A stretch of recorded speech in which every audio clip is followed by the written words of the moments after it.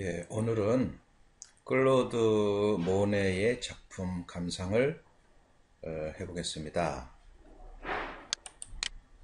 클로드 모네의 작품을 보면 물론 뭐 다양한 클로드 모네의 작품도 다양한 표현법이 있고 그 안에 뭔가 그 모네가 표현하고자 했던 뭔가 즉흥의 그 다양성이 있습니다만은 지금 보고 계시는 이 그림은 아주 그 평화로운 약간의 그 늦여름의 그러한 그 정취를 물씬 풍기게 하는 그런 아주 좋은 작품입니다. 자, 일반 사람들이 이러한 작품을 볼 때는 기본적으로 물론 이제 뭐 그림에 대한 기본 식견이 다양하니까 그래서 감상하는 어떤 과정도 다양하겠지만은 그냥 일반적으로 완성된 이 작품의 풍경에서 보는 그 느낌, 그것으로 그냥 끝나버린다 하는 것이죠. 물론 그것이 의미가 없는 것이 아니고, 뭐, 나름대로 의미가 있겠지만은, 좀 더, 구체적으로, 뭔가 분석적으로 그림의 과정을 연구해보고, 도출해봄으로 해서, 클로드 모네가 어떠한 식으로, 어떠한 과정을 통해서 이러한 완성된 작품을 만들었는지 그 과정을 좀 더 꼼꼼하게 분석해 본다면 좀 더 실체감 있는 그런 감상이 가능할 것이다 라는 생각으로 제가 이 작품을 분석해 보기로 했습니다. 예, 먼저 이제 클로드 모네 입장에서 이 장면을 그리고자 했다면은 그 뭔가 인상이 있었겠죠. 결과적으로 완성된 이런 뭔가 그 평화롭고 잔잔한 그런 분위기를 좋아서 이제 그림을 그리고자 선택을 한 겁니다. 물론 요즘 같으면은 사진을 찍어서 쉽게 그 인상을 잡아낼 수도 있었겠지만은 클로드 모네 시절에는 사진도 없고 차량도 없고 그래서 직접 자기가 그 자리에 가서 이지를 피고 그림을 그렸을 것입니다. 여러모로 오늘날에 비하면 아주 그 불편하고 그러한 환경에서 이러한 작품을 그려냈다라는 것은 정말 그 존경할 수밖에 없는 그러한 관점인데요. 예, 아무튼 클로드 모네가 이 자리에서 이제 그림을 그리기 위해서 이지를 폈을 때 먼저 구도를 보자면은 지평선을 아주 낮게 깔았어요. 그래서 전체 하늘을 넓게 잡아줌으로 해서 뭔가 우리가 상식적으로 학교 다닐 때 이제 그런 생각을 많이 하죠. 요 지평선이나 수평선을 아래로 내리면 내릴수록 공간감이 더 확대된다. 위로 올리면 올릴수록의 공간감이 좁아지기 때문에 근경에서 원경까지의 거리가 좁아 보인다는 것이죠. 그래서 좀 더 근경에서 원경까지의 어떤 그 거리감을 넓게 해줌으로 해서 그 심도 있는 깊이감 있는 그리고 하늘을 넓게 잡아줌으로 해서 그러한 구도의 어떤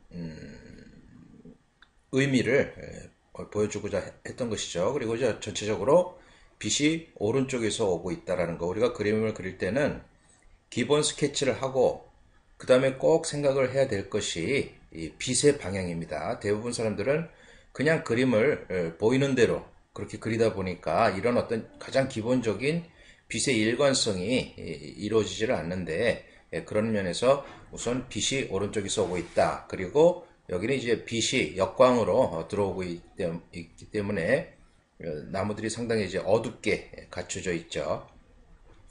이 상황에서 이제 물감을 다 짜고 그 다음에 이제 초벌칠을 할 겁니다. 그림을 그린다라는 것은 초벌과 중벌 그리고 마무리가 있어요. 그래서 이 최종적으로 완성된 것은 그 모든 초벌, 중벌, 마무리의 과정을 거쳐서 또 마지막에 자잘한 잔터치로 뭔가 일종의 그 화장술과 같은 그런 효과까지도 다 잡아낸 것이죠. 그래서 최종적으로 완성된 그림을 보면 결국 일반인들은 그 작가가 최종적으로 완성해 놓은 이런 화장술, 우리가 사람을 봐도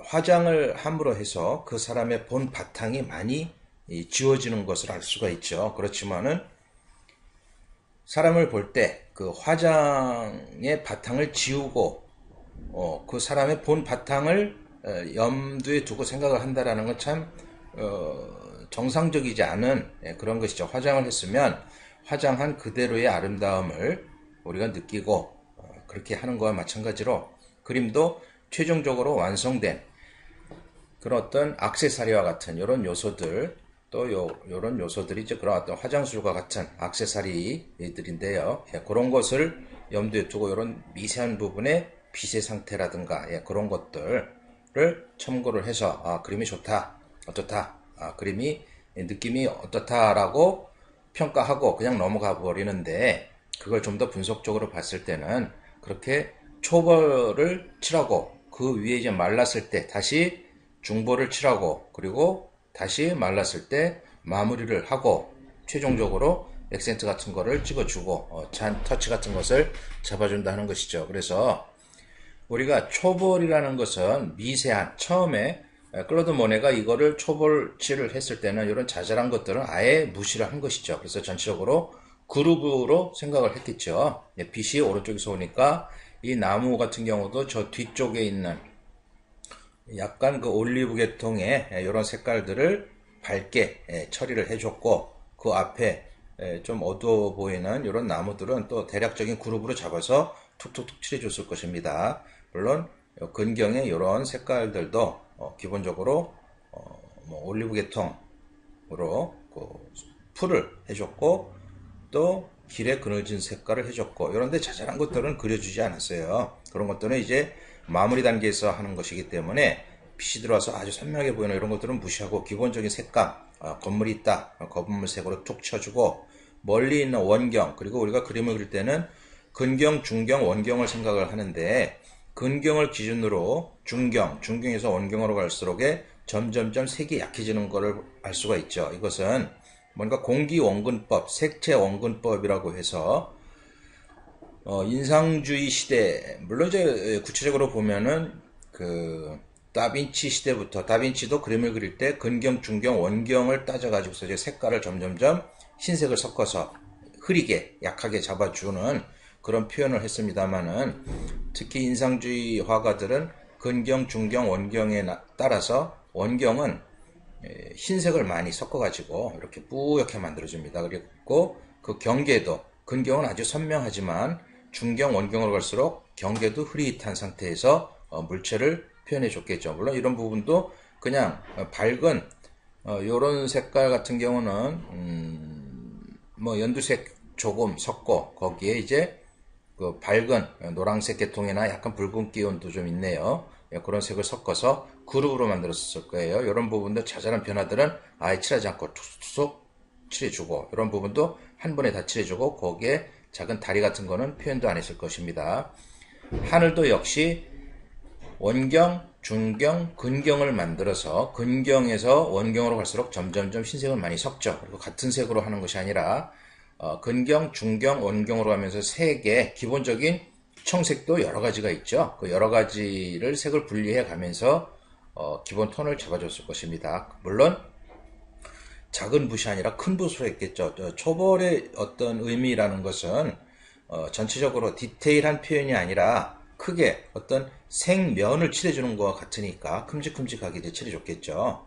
그렇게 해서 어느 정도 물감이 마를 때까지 기다렸을 것입니다. 물론 뭐 요즘에야 유화 물감을 빨리 마르게 하는 속건제도 있고 그래서 빠르게 그릴 수도 있겠지만은 그래도 정통적인 유화의 맛을 살리기 위해서는 유화라는 것 자체가 갖고 있는 속성이 아주 늦게 마르기 때문에 한 번에 다 그린다라고 했을 때는 아무래도 근경과 중경과 원경의 색깔이 이렇게 믹싱이 돼가지고 혼색이 돼서 뭔가 그 분명한 색감의 어떤 분리가 또렷하게 드러나지를 않죠. 그래서 모네도 역시나 초벌칠을 하고 나서는 뭐 한 이틀 정도 보통 그 초벌칠한 물감이 물론 처음 초벌칠을 할 때는 이제 테레핀을 많이 쓰죠. 테레핀은 linCD에 비해서 이제 많이 휘발성이 강하고 빨리 마르기 때문에 테레핀을 많이 써서 이제 그랬을 것입니다.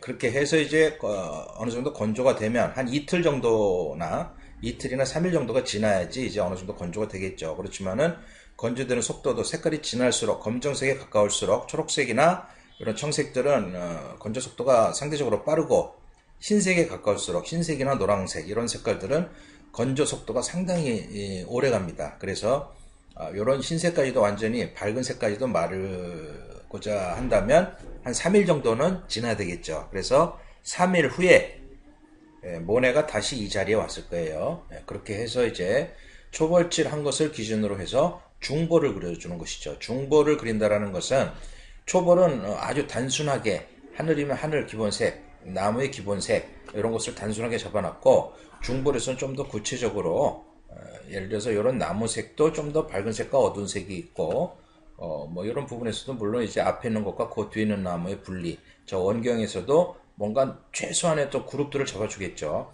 물론 이제 이런 경우에서 이제 초심자들이 그림을 그릴 때는 대체적으로 초심자들은 그런 어떤 그림을 적절하게 조절을 한다라는 그래서 보이는 것과 안 보이는 것을 적절하게 생략을 하고 때로는 보이는 것도 안 그려주고 안 보이는 것도 보여줘야 된다라는 그런 어떤 조정에 대한 그런 개념이 좀 약하고 그거보다는 보이는 그대로 그리려고 하는 그런 욕구가 강해요. 그러다 보니까 저 멀리 있는 것도 보이는 대로 다 그려주는데 그렇게 그래서는 결코 그림이라는 것이 중원경에 대한 분리도 안 되고 뭔가 아무리 그림을 그려도 원경에 대한 표현이 점점 세밀화되면 세밀화될수록 근경과의 거리감이 멀어지니까 불필요하게 시간만 낭비를 하게 되고 그러면서도 이제 효과는 안 나고 그래서 초심자의 그림을 딱 보면 원경이라는 것을 생략할 줄을 모른다. 그래서 보이는 그대로 다 그린다는 것이죠. 그래서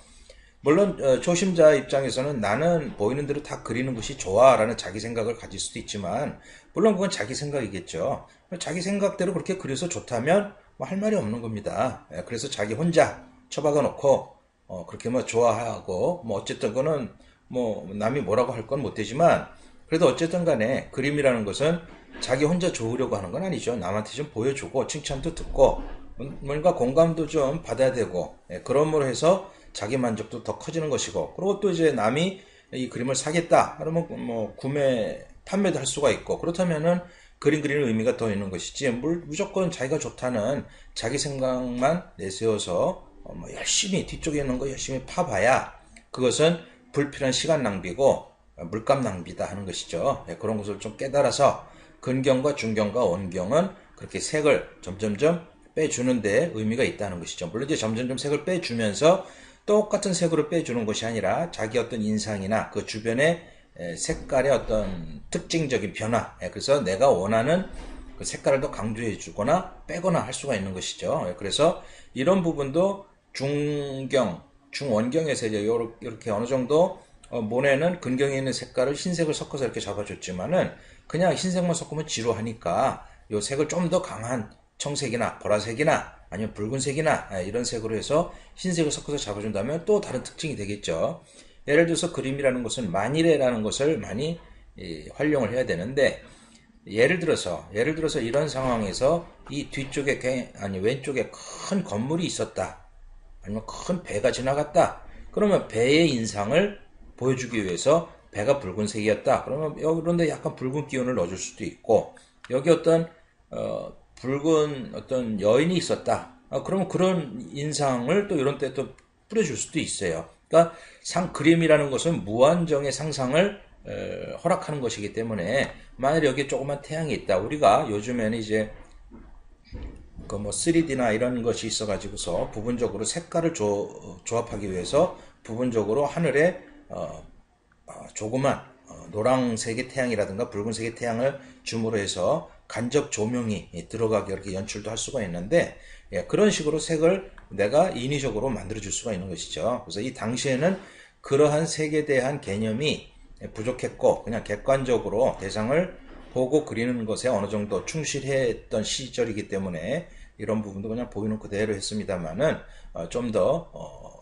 생각을 한다면 앞에서 뒤로 가면서 색을 똑같이 하는 것보다는 뒤쪽은 뭔가 좀 전에 얘기했던 것처럼 또 다른 무엇이 주변에 있다면 그 색의 간섭을 이런데 자연스럽게 연결해 줄 수도 있는 것이죠. 물론 무작정 연결해 주는 것이 아니라 뭔가 그 거리감에 따른 원근에 따른 원리 색채 원근이라는 그런 것을 잘 생각을 해서 그 위치에 맞는 적절한 톤 조절을 해줘야 되겠죠. 그래서 이제 중간 과정도 그렇게 쭉 표현을 했을 것입니다. 물론 하늘도 처음엔 밋밋하게 초벌칠로 해놨던 것을 어느 정도 말랐기 때문에 이제 붓을 좀 더 처음에 썼던 붓보다는 좀 작은 붓으로 이제 살살살 풀어주면서 톤도 잡아줬을 거예요. 그렇게 해서 어느 정도 이제 중벌이 끝났으면 그 다음에 다시 이제 덧칠을 한다라는 것은 그 위에 또 칠한 위에 또 덧칠을 하면 위험물감이라는 것은 특징적으로 그 물감이 잘 안 마른 상태에서 덧칠을 하면 밑색과 혼색이 되니까 색이 탁해지죠. 그래서 한 번에 그리지 않고 시간을 또 두는 겁니다. 그래서 한 초벌칠을 한 위에 중벌을 하고 나서는 그것이 처음에 초벌칠을 했을 때보다는 건조하는 시간이 좀 더 빨라요. 그래서 한 이틀 정도, 하루나 이틀 정도 지나면 어느 정도 붓질을 할 수가 있는 것이죠. 그래서 이제 화실에 다시 이 캔버스를 가지고 가서 뭐 자기 나름대로 또 그림을 그릴 때는 사람은 누구나 흥분을 하게 돼요. 어떤 대상을 보고 그걸 그리다 보면은 자기도 모르게 거기에 도취가 돼가지고 자기의 어떤 객관적이고 이성적인 판단이 분별이 좀 없어지죠. 그래서 뭐 과하게도 칠하고 그렇게 해서 그림을 그릴 때는 수시로 나와서 그림을 보고 뭔가 원근법이나 이런 것을 잘 계산을 해서 과한 것은 좀 생략을 해주고 또 풀어주고 그런 식으로 해서 조정을 하는 것이죠. 결국 그림이라는 것은 처음부터 끝까지 보이는 대로 열심히 성실하게 그린다고 해서 능사가 아니다 하는 것입니다. 뭔가 자기 나름대로의 그 미학적인 이론, 기본적으로 미학이라는 것이 뭐 대단한 것이 아니라 자연에 존재하는 자연의 질서, 우리가 은연중에 자연을 보면서 느끼는 뭔가 그런 일관된 어떤 흐름을 얘기하는 것이죠. 물론 이것은 구상뿐만이 아니라 추상을 하는 사람에게 있어서도 기본적으로 하나의 뭐라 그럴까요? 하나의 그 본이 되어야 하는 요소인데 대부분의 현대 화가들은 그러한 기본 원리에 대한 어떤 이해나 분석이 부족해가지고 그냥 자기 멋대로 자기 기분대로 막무가내로 칠해놓고 그러면 그것이 그림이다. 또 일반 대중들이 그런 것에 대한 어떤 나름대로의 그 이해도나 이런 어떤 그 구체적인 식견이 없다 보니까 그런 그림들을 그냥 이름만 듣고 좋다. 그래서 뭐 터무니없는 가격에 구입을 하게 되고 또 화상들이나 이 평론가들은 그런데 또 일조를 해서 그림을 터무니없이 비싸게 만들어 놓고 또 저렇게 팔게 되는 그러면서도 또 그런 얘기를 하죠. 뭐 자본주의 사회에서 뭐 어떻게 해든 간에 내가 그림을 비싼 값에 팔 수 있다면 뭐 그것이 뭐 죄가 되는 것도 아니고 사는 사람이 책임을 져야 되는 것이니까 뭐 이런 식으로 이제 얘기를 해서 사람들을 우롱하고 농간을 부리고 그러는데 결국에는 일반인들이 무지하고 무식하다라는 것이 결국에는 그런 사람들 화상들이나 평론가들의 그 꼬임에 넘어가게 되는 결과가 되는 것이죠. 뭐 그렇다고 해서 그것을 우리가 최근에 뭐 조영남이나 이런 사람들의 그 어떤 재판을 통해서도 보는 것이지만은 너무 터무니없는 요즘은 어떤 재판이라는 것도 아주 객관적이지를 못하고 물론 내 생각과 다르다라고 해서 옳지 무조건 부정할 거는 아니겠지만은 그래도 어쨌든 간에 그러한 일이 벌어지는 그 요소를 보면 굉장히 객관적이고 사실적이지 못한 그러한 그 무지의 소치에서 나오는 그런 결과가 참 많습니다. 그리고 뭔가 화상이나 이런 사람들이 자기들의 어떤 기득권 그런 어떤 세력 그것을 빌미로 해서 여론을 조성하고 그래서 전혀 그림에 대해서 모르는 일반 대중들을 호도하는 그런 결과가 참 많으니까 그런 면에 대해서는 일반 대중들도 좀 더 구체적으로 뭔가 그림에 대한 가부를 좀 잘 객관적으로 알고 그렇게 해야 뭔가 어디에서도 누구한테도 그림에 대해서 현혹되지 않고 객관적으로 좋은 그림과 나쁜 그림을 분별해낼 수 있는 그런 안목을 얻을 수가 있다는 것이죠. 그래서 제가 앞으로는 이런 인상주의 시대의 화가들 작품을 한 점씩 한 점씩 동영상으로 분석을 해서 올려놓으려고 하는데요. 자, 아무튼 모네는 그렇게 중벌의 시간을 마무리를 하고 이제 화실에 갔어요. 화실에 가서 화실에서 이렇게 그림을 놓고 보니까 자기가 너무 그림 그릴 때 흥분을 했다. 이런 부분을 좀 너무 과하게 지나치게 아니면 너무 약하게 그랬다라는 것을 느끼고 조금씩 수정을 하고 수정을 하면서 그 자리에서 물론 완성을 할 수가 있죠. 요즘이 아니라 옛날 화가들, 그러니까 뭐 코로라든가 뭐 터너 이런 화가들은 물론 이제 그 터너는 그 당시에 터너라는 사람에 대해서 좀 더 설명을 하면 영국의 아주 유명한 화가인데 그 사람이 영국에서는 아주 국부와 같은 존재, 그러니까 우리나라에서는 뭐 이중섭이나 박수근과 같은 존재로 추앙을 받죠. 그래서 셰익스피어와도 바꾸지 않겠다라는 정도의 그런 어떤 자긍심으로 아주 위대한 화가로서 존경을 추앙을 받고 있는데요. 터너는 살아있을 때 뭔가 출판사에서 이제 그 책을 출판을 하는데 그 당시만 해도 이제 각 지역, 영국의 각 지역의 풍경을 소개하는 그런 류의 책들이 많이 유행을 했습니다. 그래서 그 출판사에서 이제 그런 주문을 받아서 어디에 어떤 그림을 좀 그려서 보여달라. 그러면 이제 그것을 책에 실어서 이제 홍보를 할 수 있는 그런 기회가 되니까 많이 이제 여행을 다녔어요. 그래서 그 빠른 시간에 그림을 그리기 위한 재료로서 이제 수채화를 선택을 했는데요. 그래서 수채화로 각각의 위치를 아주 큼직큼직하게, 그러니까 빠른 시간에 그림을 그리기 위해서 나름대로 연구한 것이 뭔가 처음에 초벌을 아주 빠른 터치로 그룹을 잡아서 근경, 중경, 원경을 풀어주고 그러고 나서 그 위에 초벌 위에 중벌을 또 칠하고 그 다음에 마무리 단계는 아주 세필로 아주 디테일한 표현을 해줌으로 해서, 그러니까 마무리 단계에서 디테일하게 표현을 하면 일반인들은 아까 제가 얘기했던 화장술과 같이 그 바탕을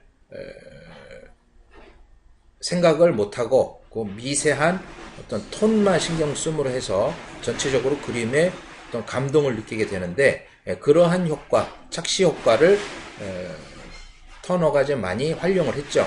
그리고 코로라는 화가도 뭐 봄, 여름, 가을 이럴 때는 여행을 많이 하면서 스케치를 많이 했어요. 스케치를 많이 하고 겨울에 이제 추우니까 여행을 못하고 자기 화실에서 그 스케치한 것을 토대로 해서 구체적으로 색을 넣고 그렇게 했는데, 코로 같은 경우는 이제 나무가 이렇게 산들거리는 그런 느낌을 자기 나름대로 이제 분위기를 많이 잡아서 그렸는데, 그렇게 코로만의 그 독특한 스타일을 만들게 된 이유가 바로 코로가 실제 사물을 보고 그리지 않고 상상하면서 옛날에 어디 갔을 때 그 자기가 이제 그려놓은 스케치를 보고 요 부분에 요런 색이 참 좋았다, 저 부분에 저런 색이 참 좋았다라는 그 느낌을 연상을 해서 구체화했죠. 구체화하다 보니까 직접 나무 하나하나의 모양새에 신경을 쓰지 않고 자기 느낌에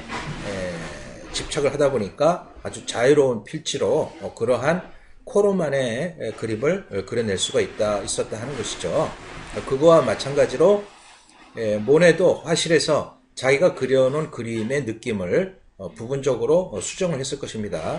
자, 요 하늘에 있는 이런 넓은 구름의 위치, 또 옅은 구름의 위치들도 나름대로 이제 터치를 잡아주면서 표현을 했겠죠. 그리고 멀리 있는 저 원경에 아주 푸르스름한 어떤 흰색으로 배치해놨고 그 앞에 작은 다리가 있다라고 했을 때, 이런 부분에서 만약에 작은 다리가 없으면 굉장히 심심하겠죠. 그러니까 그런 것을 자기가 자연스럽게 연출을 했고, 또 이제 이런 가까이 있는 나무들의 색깔도 여기는 약간 노란기를 많이 주고, 자, 여기 이제 약간 전체적으로 보면은 빛이 들어오는 것이 낮이 아니고 저녁 무렵인 것 같아요. 그림자가 길게 드리워지고 그렇게 저녁 무렵이 되면은 해가 아래쪽으로 내려오니까 그만큼 이제 명암 대비도 아주 선명하게 드러나겠죠. 그런 걸 연상을 해서 많이 표현을 해줬죠. 그렇게 해주고 나서 이제 마지막 중벌 과정을 다시 가지고 와서 이제 이런 걸 처리를 해주는 겁니다. 아, 요런데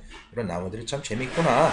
그런 것들 표현을 해주고 그러면서 중벌 과정에서 표현한 것을 잘 보면 이런 나무 색깔 요 뒤에 그리고 여기 나무 뭐 무슨 나무일까요? 이게 미루나무일까요? 포플러 나무일까요? 이런 나무를 표현해 줄 때도 색깔이 거의 똑같아요. 요 원경에 있는 것도 그러니까 똑같은 색으로 다 칠해 주는데 앞에 있는 건 강하게 툭 치고 살살살 그리고 저 뒤에 있는 부분도 아주 강한 부분은 툭 치고 살살살 그리면서 마치 우리가 드로잉을 할 때 콘테로 그림을 그릴 때 근경에 있는 것과 원경에 있는 것을 적절한 톤 조절로 표현을 해주죠. 그 원경에 있는 것은 손으로 문지르기도 하고 그래서 단색화로 그림을 그려도 이 원경이 충분히 드러나는 것이죠. 그래서 우리가 최근에 그 인쇄한 그 인쇄물을 이렇게 필름으로 보면 CMYK라고 해서 색을 이제 분리를 해서 인쇄를 하게 되는데 그중에 검정판이나 이런 걸 보면 앞은 아주 선명하고 뒤로 가면서 점점 풀어지는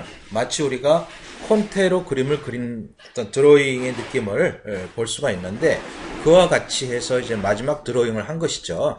그래서 마지막 드로잉을 할 때는 물론 초벌이나 중벌은 굉장히 하늘색이나 이런 여러 가지 색깔들을 분리해서 이제 칠하기 때문에 색이 여러 색이 들어가겠지만 마지막 중벌 이후에 마지막에 그리는 것들은 색깔이 여러 색이 들어가지가 않죠. 그래서 좀 전에 제가 현대 그 인쇄물을 볼 때도 기본적으로 우리가 이론상으로는 CMY 그러니까 청색과 옐로우 그리고 마젠타 붉은색 그 세 개의 색만 가지고 모든 색을 낼 수가 있는데 현실적으로 그 세 가지 색으로 모든 색을 칠해 놓으면은 뭔가 톤이 부족해요. 그래서 마지막으로 이제 검정색을 추가적으로 넣어서 조금씩 어두운 부분을 이제 추가를 해줘야지 제대로 된 선명한 그런 색상이 나오게 되는데 그것처럼 마지막에 마무리해서 칠해주는 것은 그 현대 그 인쇄술에서 검정색의 역할과 같은 뭔가 선명도를 주기 위한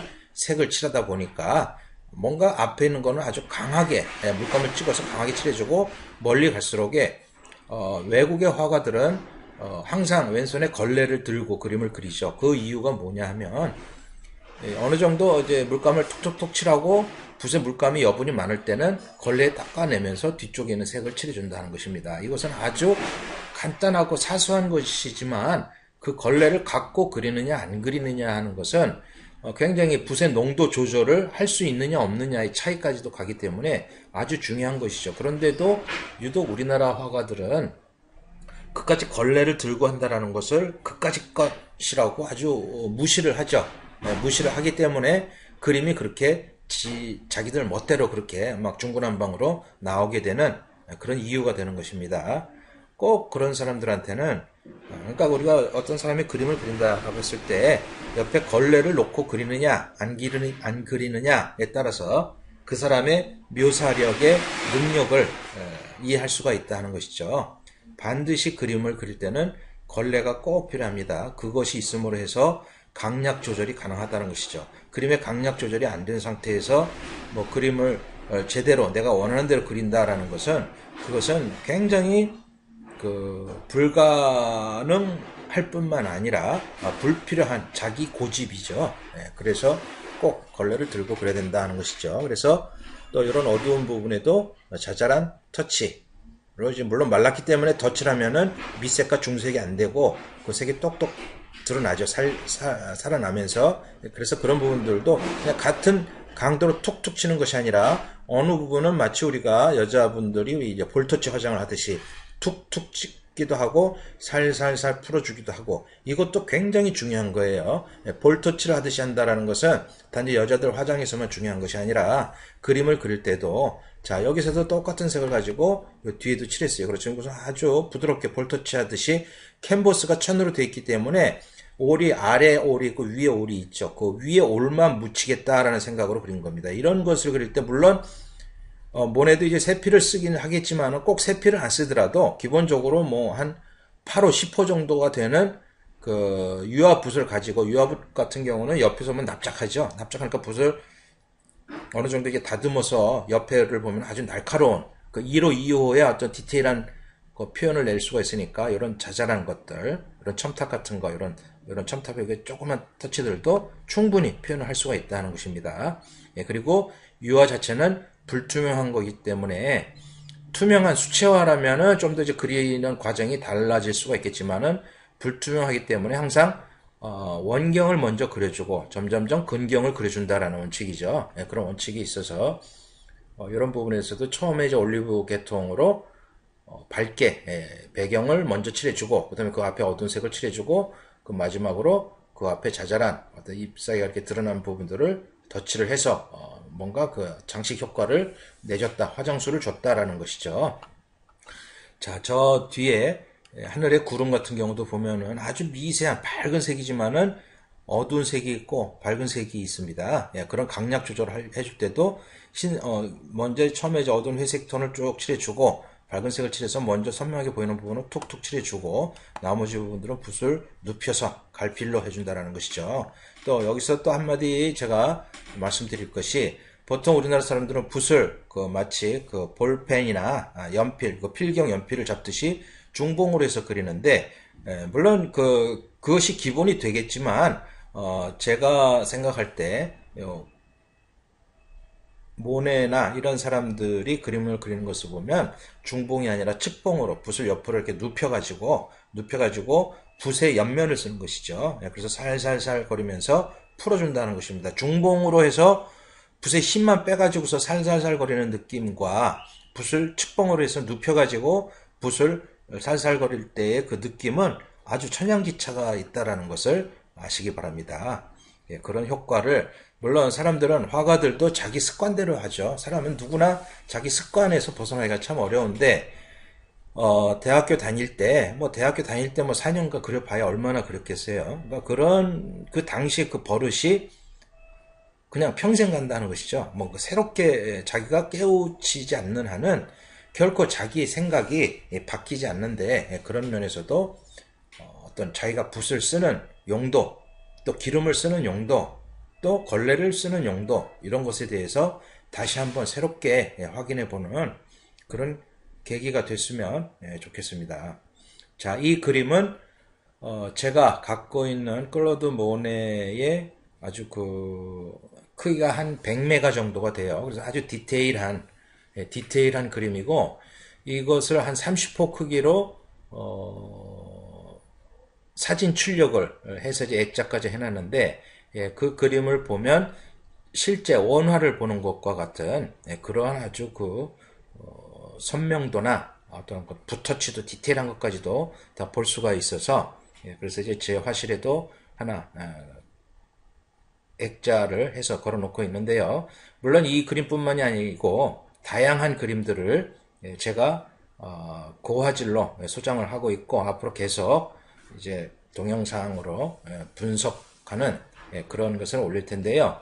물론 이것은 뭐 개인적으로 뭐 가정집이나 아니면 사무실 같은데 걸어 놓는다면 진짜 원화를 걸어 놓는 것과 같은 그런 어떤 화사하고 아주 장식적인 그런 효과를 얻을 수가 있으니까 필요하신 분들은 저희 화실로 주문을 하시면 구입을 하실 수가 있습니다. 아무튼 전체적인 느낌은 그렇게 초벌, 중벌, 마무리를 거쳐가면서 뭔가 이제 그림의 완성도가 이루어지는 것이죠. 그랬을 때 최종적인 이런 부분을 이제 조금 확대를 해서 보신다면은 뭔가 디테일한 변화에서도 실제 우리가 이 풍경을 본다면은 뭔가 이런 데도 뭐가 자잘한 요소들이 많을 거예요. 그러니까 그런 것들은 적절하게 말조림하고 중경과 원경과의 색깔, 원경은 흰색을 많이 섞어서 톤을 이렇게 밀어주고 있죠. 그리고 채도 가까이 있는 부분은 아주 밝게, 멀리 있는 부분은 좀 뿌옇게 그렇게 잡아줌으로 해서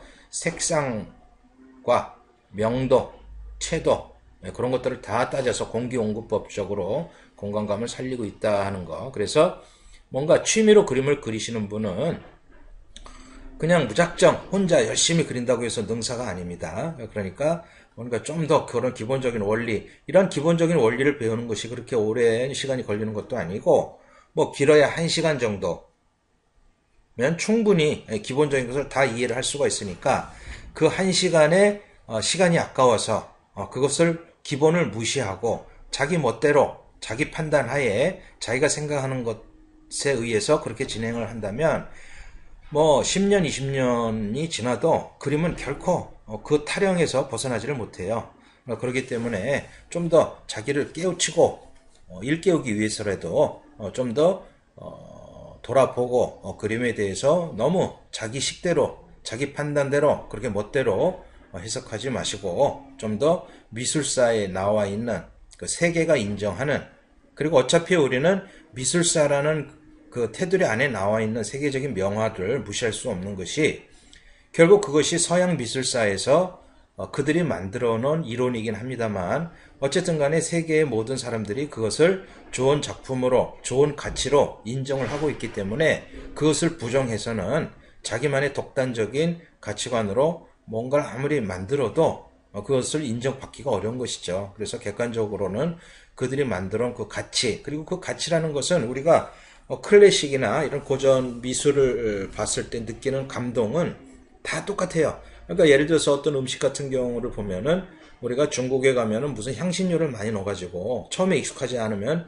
먹지를 못하죠. 그거와 같이 각 지방에 따라서 각 지역에 따라서 그들이 좋아하는 음식이나 이런 것은 다 다르지만은 이 클래식이나 고전 음악 같은 경우는 이미 보편성을 획득한 세계에서 모두가 인정하는 그런 가치이기 때문에 그것을 외면하고 나만의 뭐 새로운 것을 하겠다, 그것은 불가능하다 하는 것이죠. 가끔 다른 밴드에서 이렇게 뭐 자기 작품이라고 올려놓고 뭐 칭찬을 뭐 원하는 사람들도 있죠. 물론 이제 뭐 칭찬을 원하든 말든 올려놓으면은 또 거기에 대해서 이제 많은 사람들이 댓글로 좋다 어쩌다 얘기를 하는데, 그런 것에 현혹되지 마시고 그 그림을 보고 좋다고 얘기하는 사람 대부분이 그림에 대해서는 까막눈이라고 밖에는 판단할 수가 없는 사람들입니다. 그런 사람들의 평가는 뭐 1000명, 10,000명이 좋다고 얘기를 해봐야 무의미한 것이죠. 어떤 전문적으로 그림을 전공한 단 한 사람이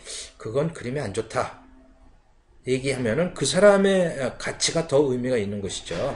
그러니까 너무 지역적으로 내 주변 사람들한테만 좋다 나쁘다 그렇게 생각하지 마시고 거기에서만 평가받으려고 하지 마시고 객관적으로 미술사에 근거한 그러한 좋은 그림을 그리기 위해서 좀 더 기본에 충실하고 기본 원리를 받아들일 수 있는, 좀 전에 얘기했듯이 그렇게 오래 걸리지 않는 겁니다. 고작 1시간, 길어야 2시간, 그 정도면 충분하게 자기가 갖고 있는 그림의 그 속성에서 빠져있는 부분을 얘기할 수가 있는 것이기 때문에 그런 부분을 좀 더 빨리, 가능한 한 빨리 받아들이고 이해를 해서 자기 그림을 올바른 궤도로 수정하는 것이 중요하겠죠. 그렇게 하시기를 바라고, 오늘은 이렇게 클로드 모네의 작품을 가지고 쭉 분석을 해봤습니다. 그런 분석을 통해서 이제 이 그림을 본다면 좀 더 오래도록 그림을 한 점을 가지고서도 찬찬하게 붓터치를 어떻게 했는지, 어떤 과정으로 어디를 터치를 먼저 했고 그 다음엔 어떤 터치를 그 위에 올렸고 그 붓터치를 했을 때 그 붓은 중봉으로 썼는지 측봉으로 썼는지, 기름은 어떻게 많이 섞었는지, 기름도 섞을 때가 있고 안 섞을 때가 있거든요. 그러니까 그런 것도 그 상황에 따라서 다 달라지는 것이기 때문에, 그리고 붓을 붙이라는 속도도 자기 멋대로 자기 성격대로 막 그렇게 막 팍팍 치는 것이 아니라 굉장히 조심조심하게 차분하게 붓질을 해야지 돼요. 그런 경우도 한 번 얘기를 듣는 것과 안 듣고 자기 멋대로 그리는 것과는 뭐 10년이 지나도 자기 성격이 바뀌지 않기 때문에 자기가 팍팍팍 치는 것은 10년이 지나도 바뀌지가 않아요. 누가 뭐라고 얘기를 해주고 그걸 실질적으로 표현을 시범을 통해서 이해시켜 주지 않으면은 그냥 소기의 경읽기가 되는 경우거든요. 그러니까 그런 것도 좀 더 생각을 해서 저도 옛날에 혼자 독학으로 그림을 그리는 사람들을 참 많이 봤어요. 옛날부터 이제 그렇게, 물론 저도 이제 처음에 독학으로 그림을 많이 오랫동안 그렸기 때문에 그런 어떤 독학으로 그림 그리는 사람들의 어떤 빠지기 쉬운 요소들이나 이런 것들을 알기 때문에 그래서 이제 그런 얘기를 하는데요. 그런 부분에서 좀 더